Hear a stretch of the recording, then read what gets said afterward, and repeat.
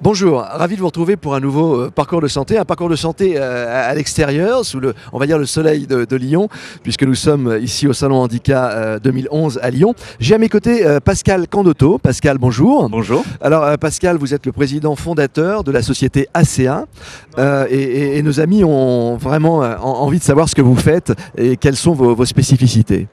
Notre métier, ACA, c'est l'équipement de véhicules pour personnes handicapées. Nous fonctionnons avec deux ateliers, un siège social basé à Bordeaux, deux ateliers, un sur Amiens, un sur Lyon. Et nous adaptons sur toute la France avec l'aide d'un réseau de 60 installateurs les véhicules pour tout type de handicap. Notre particularité, c'est d'équiper des véhicules pour conducteurs en fauteuil roulant. Les personnes accèdent directement dans le véhicule en porte latérale ou par l'arrière et se positionnent sur leur fauteuil roulant en poste de conduite. On ouvre le véhicule à l'aide d'une télécommande comme ceci. Oui. La porte arrière est automatisée. Le haillon va se lever. Ensuite, le véhicule descend et une rampe sort automatiquement. D'accord. Ensuite, Il y a beaucoup de travail de décaissement lorsqu'on prend un véhicule comme ça. tout à fait, il y a un décaissement qui est fait de l'arrière jusqu'à l'avant du véhicule, Oui. ce qui nécessite de déplacer, de modifier le pot d'échappement, le réservoir à carburant, pour obtenir une hauteur de passage sur ce type de véhicule de 1,50 m D'accord. et une hauteur intérieure de 1,48 m. Ok. Ça permet à la quasi-totalité des fauteuils roulants d'accéder dans ce véhicule. Donc là, on a vu la partie en fait pour rentrer dans le véhicule, mais aussi une partie qui est très innovatrice, on va dire, c'est la partie poste de conduite. Tout à fait, donc on peut avoir un conducteur qui n'a simplement besoin d'une assistance de direction et d'un accélérateur frein sous forme de cercle ou un levier, ou on a aussi la possibilité sur ce véhicule de faire un essai avec ce qu'on appelle un mini-volant, c'est-à-dire un mini-volant qui peut être placé à droite ou à gauche, qui va actionner le volant d'origine, avec un combiné électrique qui va permettre d'accélérer et de freiner, qui lui aussi peut être placé à droite, à gauche, et on va jusqu'au joystick complet, c'est-à-dire un seul levier qui va actionner la direction, le frein, l'accélérateur, qui peut aussi être positionné à droite, à gauche, voire devant le volant.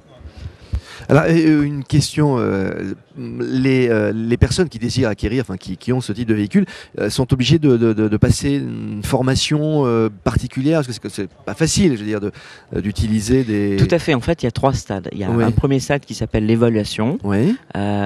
Nous, on a mis un système en place avec, pour l'instant, il y a un centre en France, il va y en avoir 2 autres. Il y en a un sur Bordeaux avec qui on travaille. On met ces véhicules à disposition de ce centre, le centre d'éducation de la Tour de Gassi, et les gens viennent hébergés par le centre avec une prise en charge médicale, faire une évaluation, c'est-à-dire monter dans le véhicule, valider le choix du fauteuil roulant, le choix du véhicule, le type d'accessoires de conduite, mini-volant, joystick, tout ça encadré par le personnel médical, médecin, ergothérapeute. Ils reviennent, lorsque le véhicule est choisi, le matériel est choisi, ils reviennent faire une évaluation, une régularisation, pardon.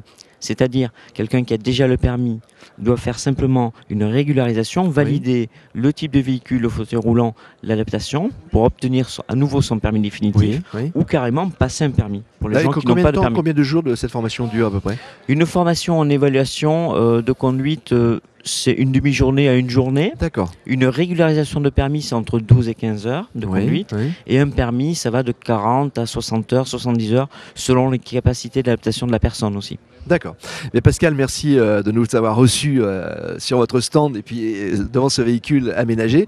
En tous les cas, nous on se retrouve pour un prochain parcours de santé. Vous pouvez retrouver toutes nos émissions sur www.bloghandicap.com ainsi que sur les sites partenaires.